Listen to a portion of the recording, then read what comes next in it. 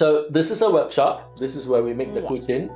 And this is a sample of a chin. I see there are 7 strings. Yes. How do you play it? Right, you pluck like this.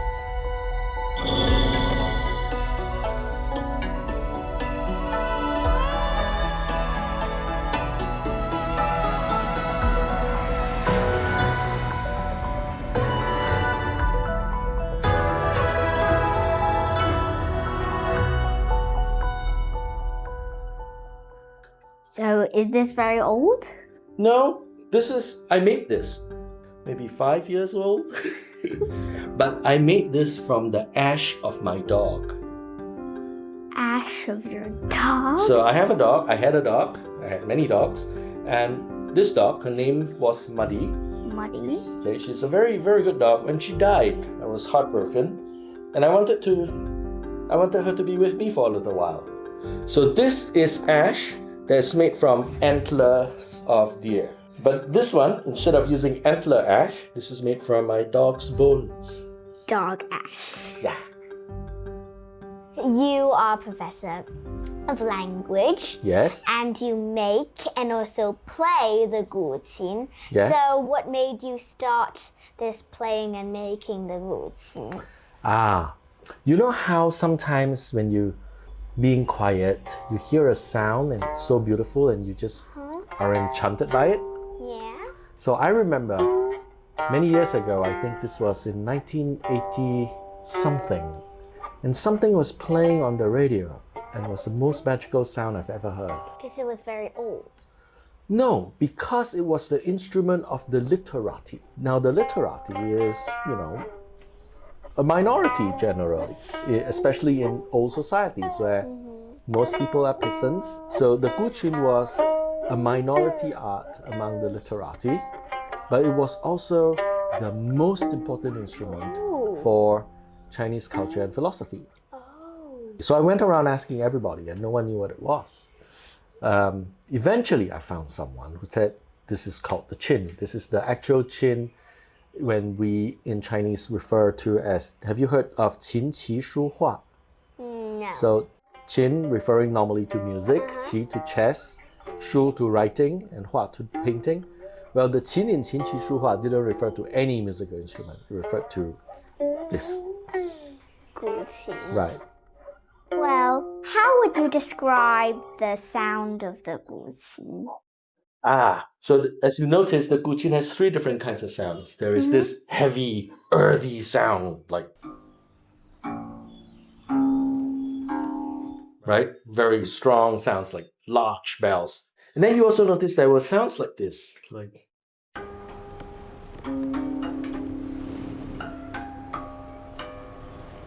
winds in the clouds. Yeah. Like little bells. Wow. And then you also notice that there are sounds that happens when I press the strings, like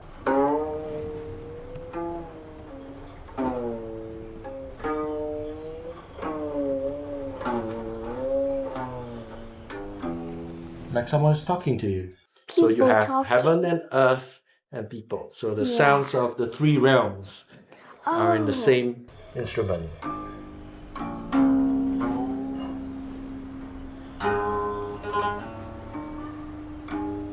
So you have them woven together. Well, I play the piano. Yes. But I can't make one. Why do the guqin players often make their guqins by themselves? To make the piano, you need a steel frame so that you can hold the tension of all the strings of 88 keys. The guqin is a relatively primitive instrument. It's just 2 boards put together, lacquered, and strung. So it's physically more possible to make. It will still take a long time. It takes me about 3 years to make one. Wow, 3 years? Yes, 3 years. So if I made 3, I would be about your age. Yeah. So there's so many guqins in your workshop that would take years to finish all of them. Well, this is not my workshop. This is the premises of the Choi Chang Sao Wee. Wow. Yeah, many of them are my colleagues and they are done to various degrees. Some of them are still planning. Some of them have a board but haven't decided what to do. Some are half complete. And this has been around for 200 years. Before you were born. Right, yeah, before I was born. But we need wood that is this old to make a good musical instrument. Yeah, this is from a farm beside my house in my village. And then you can see that the chin also has these other parts. These are made of hardwoods. Hardwoods like... take this one for example. This was mango. Mango tree? Yeah, this was a mango tree. This was a tree outside my friend's house. This one. These are the same. Can you see? Can you look at it in the light? It like here. It will. Can you see that it shines? Yeah, it shines. You know what this is? You see this around Hong Kong very often. In Chinese, this is 相思, 相惜. Oh, so this is the branch of it. Exactly. So, what is the hardest part of making the guqin, and what's the most enjoyable part? Well, the most enjoyable part, I think, is when it's done and you can start playing. Oh. The hardest part is patience. So when you are making something so intricate, often something will go wrong. And then you have to do it again and again and again. We have had, many of us have had an experience of finishing the chin, done all the lacquer work. It is shiny and beautiful, and we strung it and we play it. For about a year, we go like, something is wrong. It doesn't sound right. There's this place, it just doesn't sound right. And then you have to remove all the pieces and start over again? Yes, we would break it. And then we would start over. And then we would put it back. We would reassemble it after breaking it. So, when you make the guqin, when you fail, what are your feelings? Well, failure is a very common part of my life. I think I failed many times more than I succeed. So before I publish a paper, I may have been rejected many times before the paper gets published. But you never gave up. Well, sometimes I do give up. We have to normal. Well, we have to decide whether or not sometimes we are wrong, and then therefore we give up. And then sometimes we know that maybe we can do it better, so we don't give up and we keep going. So in the guqin, there is lots of bits and bobs and pieces. Yes. Which part do you like the best? I'll show you something. Ooh. Wow. The surfaces. Oh, yeah. Because you can make the surface into like a beautiful landscape painting. Yes. And like this one is from your dog, Muddy. Yes. But you see, you could see the colors change. Yeah. And I thought it was a lot of fun to make these textures. Painting. Yes. And there are these little things that are shiny. I don't know if you like shiny things. I like shiny things. Yeah, under the light it's like rainbow. Yes. Ancient people also give their chins names, and they would carve it on the back. It's a little hard to read. So this is in a kind of calligraphic writing called 傣书 or 隶书. And this is 端明指听. So 指 is a white flower. 听 is like the little islands inside a river. Yeah. 端 refers to water. When they hit a surface, they start twirling and they make a noise. I thought this was named after your dog. Well, then it would be called Muddy, which doesn't sound like an instrument, no? No.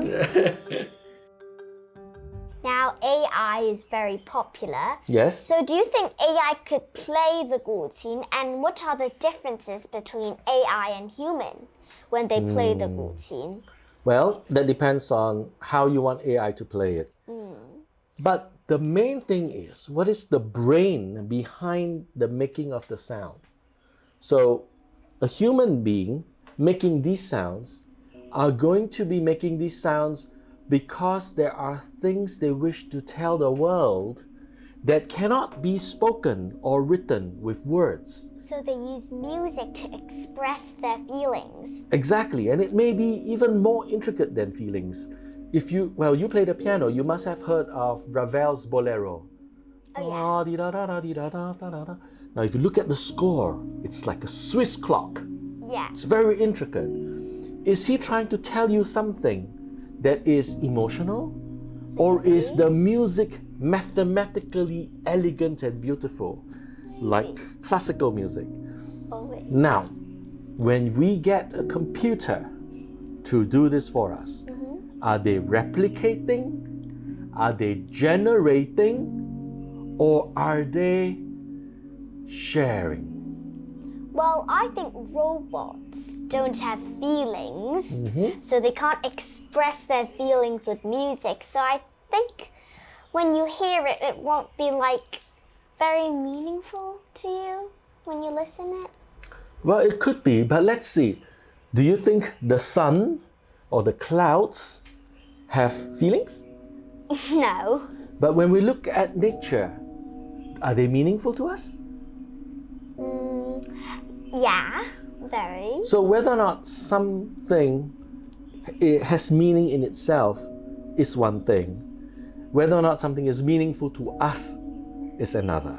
There was a great philosopher, Berkeley was his name, and he asked this question: if a tree fell in the forest and nobody heard it, did it make a sound? Maybe no or maybe yes. Exactly. So whether or not AI will produce music that is meaningful to us may depend on us. Whether or not the music is itself inherently meaningful may be a very difficult question to answer. If guqin could say one thing to young people, what do you think it would say? I think it would say, come, play with me, and find yourself in me. Wow. I think it would say that. It would be a very famous quote. Well, I don't know if it would be, but yeah, thank you. Yeah, maybe the guqin could be like a friend of yours that you could play every day. Like, not that kind of play, but like... Together. Yeah. Like making music together. Yeah, that would be very meaningful, and it will never go. That's what my teacher taught me. She taught me to play the qin like you are playing with a friend, not like you are using an instrument. Like you're playing with Muddy. Yes. And she will never go. Because she's always in that lovely flower bag. Yes. Well, it was mind-blowing. I learned a lot about the guqin, how to make it, and I think I got a friend. Well, I'm so glad that young people are obviously smarter than we are when we were the same age. When I was 10, I was an idiot. And so our society is full of hope because younger people are better than us when we were their age. I think Audrey is like that. He answers all my questions without a doubt. He's not shy, and I think he's very clever.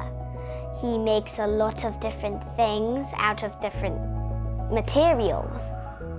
So I like him. It is a very risky thing to tell anybody what to do, especially of a future that we know very little about. But maybe be brave, be kind, and be true to yourself. That should be about right.